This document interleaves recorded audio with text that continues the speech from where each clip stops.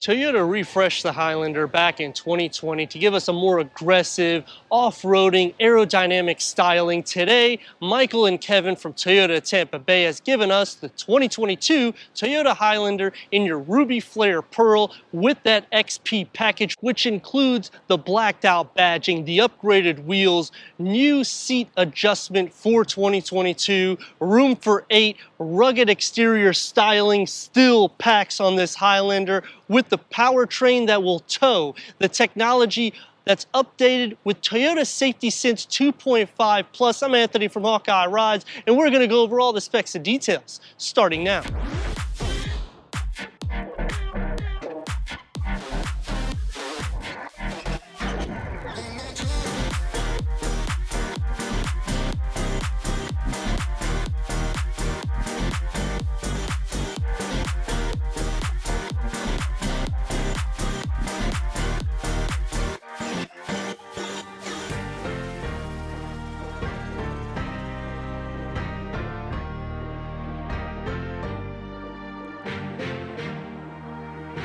Toyota Highlander receives a rugged exterior styling. That XP badging is going to increase that. On the fascia with the polished black, with the silver outlining it, with the Toyota badging, sporty bumpers are going to just make the layout even more aggressive with LED headlamps and fog lamps. The lower area here is going to be the matte black. I'm not a big fan of that, but at the end of the day, for rock chip purposes, it actually blends out pretty good instead of having that polished black. 8 inches of ground clearance. The aerodynamic lines over the hood just really proportions it even more to give a width stance at 76 inches, and it even looks wider than that with a height of 68.1 inches. The dynamic elements just encase these upgraded 20-inch performance-styled multi-spoke X-Series alloy wheels. The disc rating at 13.3 inches on all 4 corners. Toyota's sports-tuned suspension, a McPherson front strut suspension, a multi-link rear. Both the front and the rear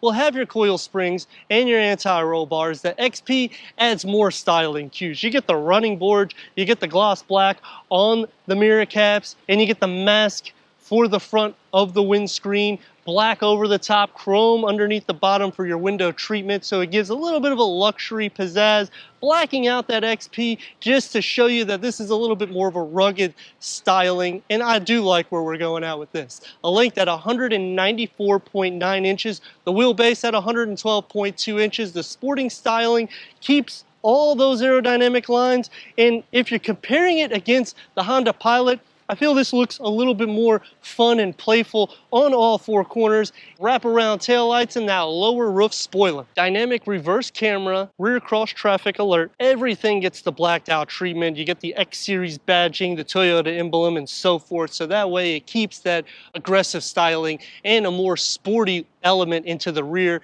And again, comparing it to the Honda Pilot, this one on all 4 corners is just going to scream a little bit more in the performance and more playful look. If you're comparing it against the Nissan Pathfinder, towing will be more in that one. You can tow up to 5,000 pounds with this with a max payload at over 1,500 pounds. On the lower area here, you get the matte black, which is good for rock chips or God forbid you bump up into anything. It's not going to chip any paint. However, it would be nice to see a polished black just so that way it keeps that sporty heritage of the rear. Going inside to your power cargo at 16 cubic feet. There is a storage tray underneath the floor and a side compartment. The 3rd row bench split folds to give us 48.4 cubic feet. You can split fold the 2nd row bench to max that cargo at 84.3 cubic feet. The Toyota Highlander with the XP package definitely gives us the rugged, outgoing performance styling that we're looking for, and they back the performance with a 3.5 liter V6 producing 295 horsepower and 263 pound-feet of torque that's paired to an 8-speed direct shift automatic transmission achieving 21 to 29 mpgs, a 0 to 60 at 6.7 seconds with a quarter mile just a hair over 15 seconds, 70 to 0 stopping at 167 feet. Comparing this to the redesigned Nissan Pathfinder and the Honda Pilot, the Toyota Highlander will have the best-in-class horsepower, beating both 2 of them. So you have the sports cues, the rugged look, and the performance to back it. Let me know in the comments what you think about the 2022 Toyota Highlander XLE with the XP package as we go into the interior go over the tech and take this for our test run. Entering inside the Toyota Highlander XLE, you're going to get 39.6 inches of headroom, 42 inches of legroom, soft tech, black bucket front seats. They're heated. You got 10-way power adjustment for the driver, 8-way power adjustment for the passenger. I do like the fact that you get that luxury in this particular vehicle. Now, we do not have the captain chairs. We swapped it for the bench, which you'll see in just a second for the second row. As for the dash, you're going to get a simulated carbon fiber inserts for a holder area that you could put cell phones, you could put snacks, whatever, on the passenger side and right here on the center. So I do like that because they give you a lot of storage, and it also opens up so you can run your cords for your USB or your 12 volt. And I like that because you have storage capacity, 14 total cup and bottle holders, 16.9 ounce fits with no problem. I'd say a 20 ounce would fit fine. You got the silver that outlines the infotainment screen, and this one is your 8-inch. It's touchscreen. We don't have navigation. However, you do have your Sirius XM, AM, FM, Bluetooth connectivity, and when you switch into reverse, you got that dynamic reverse camera, which shows the lines. They don't move. It does have a tow line as well. So I do like the fact that you're getting pretty much all the essence that you need, and it's all right in hands area. As for the center, you got your driving modes for your sport, normal, and eco. You got your hold mode to make it more luxurious. You have your snow. This one's a front wheel drive, so you're not going to be doing too much off-roading, but the styling cues will make you feel that way. Elbows are going to be more sport derived, and I don't necessarily like how it does on the door panel. Even in the rear, which you'll see, it kind of pushes your elbows out. Open up in here and you got your QI wireless charger. Open that up and you got a storage tray, a 12 volt, and it goes pretty deep inside. So I do like that. And the fact that the sports elements stay even on the driver's side with your steering wheel that has the multi-function. The gauge cluster has a 7-inch TFT display that goes through an array of information, starting off with your miles per hour in digital, and you can go through all your settings. You can go through your driving support, your audio, and I like the fact that you could turn everything on and off, and you got the silver that outlines here as well. So again, that sport stays throughout. As for the door panel, harder materials on the top. It does start to soften up. One touch up and down for all the windows with that sporty silver line and more storage capacity. Again, 14 cup and bottle holders. I would say you can easily fit 4 or 5 16.9 ounce water bottles. So you are taken care of with that. Let's check out those back seats. For the second row, I'm at 39.4 inches of headroom, 41 inches of legroom. It's actually softer in the second row for your elbow, especially with this soft tech material. But on the door panel, like I said, it does kind of push you off a little bit. You got your air vents in the ceiling. You don't have any central air vents. However, you do have 2 USB ports and your third climate control setting with storage behind both of the front seats. The floor isn't completely flat, so we'll see how I look here in a second on the center. But you know, you can move these up when I figure it out. There you go. And it moves up pretty far. You can also adjust these back to move pretty far. And you can recline these so that way you can really feel that air hitting your head, because the way they're put, it's almost like it's really for the third row, but you do feel air all over. As for the door panel, you got the manual shades. I do like that as well because it gives us that luxury in the back. Harder materials on the top, soft for your armrests, and you have enough areas for at least 3 or 4 16.9 ounce water bottles. In the center, same thing. You can fit 2 16.9 ounce, I would say a 20 ounce max. But you know, let's see how I look in the center. Sitting into the center, headroom, I'm pretty much against this light. Legroom, I have plenty of legroom, so it's not an issue. So if you do swap out the captain chairs for the bench, you can optimize and actually fit 3 adults my size without any issues. You will be sharing some leg space, a little bit of shoulder space, but the seat area for the butt kind of flares out pretty good because the door panels are not so thick. Before I enter that third row, I'm going to make some simple adjustments. I'm going to just move it up to about 2 notches so I can kind of sort of fit here. Let's see how I look in the back. Sitting into the third row, headroom at 36.1 inches, legroom at 27.7 inches, so it's going to be pretty tight. The only way really I can fit is adjusting the seat forward at least a couple notches, and if I recline this, then it's actually a more comfortable sit. I do have air vents in the ceiling, so I am taken care of with that, and I do have cup holders in the side that I can fit maybe a 32 ounce. It's going to be a little bit more firm. The window's a little bit more small and sporty, so it doesn't necessarily give you a claustrophobic feel. It just, you could tell it's a little bit smaller. Let's see how I look in the center. Sitting into the center, it's pretty difficult. It's very hard to have 3 people my size. Headroom, I'm against it.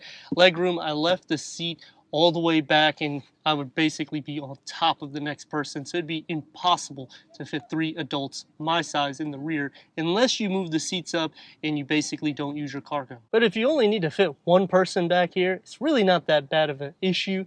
Maybe 2, but because it's a 60-40 split, it really only makes it easy for 1 passenger or 2 people, and it would be on either side of the way the benches are split. Taking the 2022 Toyota Highlander XLE XP package out for our test run, almost 300 horsepower with the V6 engine, which is the best in-class horsepower. Again, comparing it to the Nissan Pathfinder or that Honda Pilot. Going over any type of speed bumps and whatnot, it's going to be pretty comfortable for the most part. It is going to be a little bit more sport derived, but you know, that's kind of what you're looking at when you got this particular vehicle. The way you sit in the vehicle, you are higher up. 8 inches of ground clearance. It is pretty decent with that, and I mean, you can see pretty much everything. The windscreen is a little bit smaller, but the best part about it is it shows enough so that way you can see through it.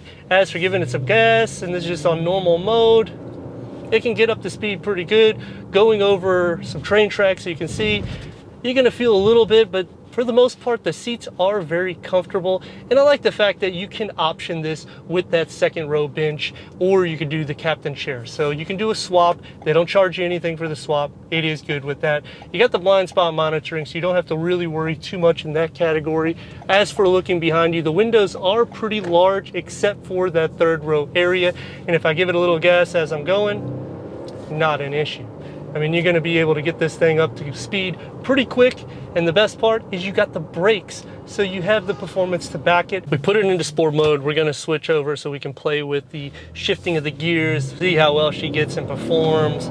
It's going to get a little throaty, but it's not necessarily an unpleasant exhaust note. The V6 engines sound pretty nice and solid, so I do like that. You can get up to speed and you will be with the traffic without any issues, and I mean, that's pretty much what you need. Turn radius and more or less a stop point, you're going to get about 2 in a part lane, and now we're going to give it the gas that we need so we can really hear it line up.